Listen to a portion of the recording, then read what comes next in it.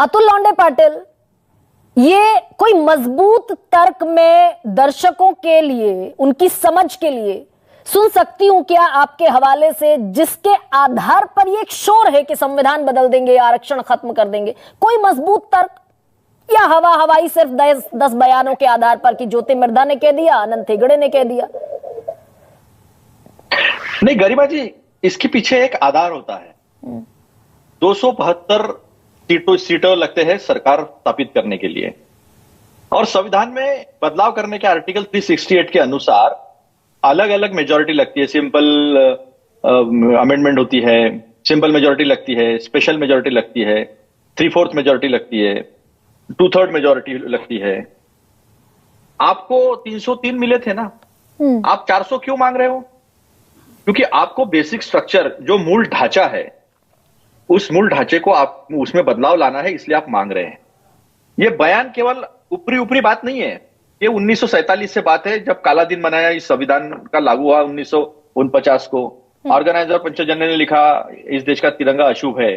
तो ये एकाएक आई हुई बातें नहीं है, ये बातें हम समझते हैं। तो पहला टेक्निकल मुद्दा यह है कि आपको स्पेशल अमेंडमेंट करने के लिए 2/3 और 3/4 मेजॉरिटी लगती है। उस मेजॉरिटी की आप क्यों मांग कर रहे हो? तो federal structure, rule of law. लेकिन इससे ये अतुल लौंडे पाटिल, इससे ये कैसे साबित हुआ कि जो स्पेशल मेजॉरिटी जिसका आप जिक्र कर रहे हैं, 2/3 मेजॉरिटी जिसे कहते हैं, एक सामान्य बहुमत और एक विशेष बहुमत, स्पेशल मेजॉरिटी, उससे आरक्षण खत्म हो जाएगा? ये कहां से तुर्रा निकला? ये तुर्रा नहीं है। उसके लिए संविधान पढ़ना पड़ता है, उन्हें पता है क्या करना है। अभी जीएसटी लगाना था, फाइनेंशियल चेंजेस करने थे, तो स्पेशल हमें अमेंडमेंट करनी पड़ी थी। तो जीएसटी सबने साथ दिया, विधानसभा 15 से ज्यादा 50% से ज्यादा स्टेट्स ने बदलाव किए, और केंद्र में बदलाव हुए पार्लियामेंट में, उसके बाद वो लागू हो पाया है।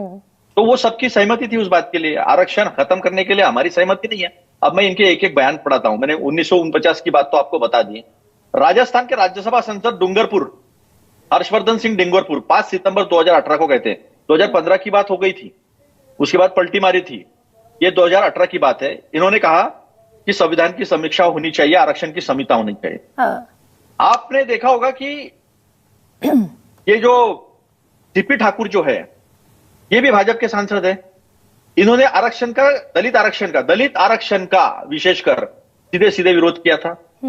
उसके बाद हमारी सावित्रीबाई फुले, इन्होंने 2018 में इस्तीफा दिया था बीजेपी से, और खुली बगावत की थी, क्योंकि अंदरूनी बात उन्होंने कही थी कि ये आरक्षण और संविधान को बदलने का काम करने वाले हैं, इसके लिए मैं ये देख नहीं सकती और मैं इस्तीफा दे रहा हूं।